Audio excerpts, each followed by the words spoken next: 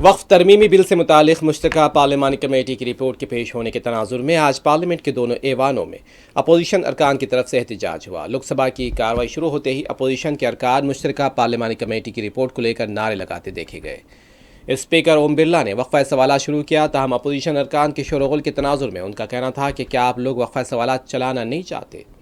इसी शोरगुल के तनाजुर में कार्रवाई को दोपहर 2 बजे तक के लिए मुलतवी कर दिया गया।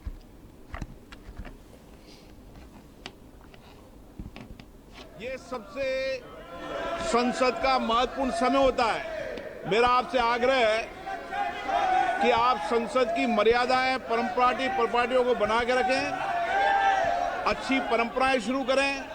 मैं हर विषय पर, हर मुद्दे पर आपको बोलने की इजाजत दूंगा, लेकिन प्रश्नकाल के अंदर किसी मुद्दे की इजाजत नहीं दी जाती।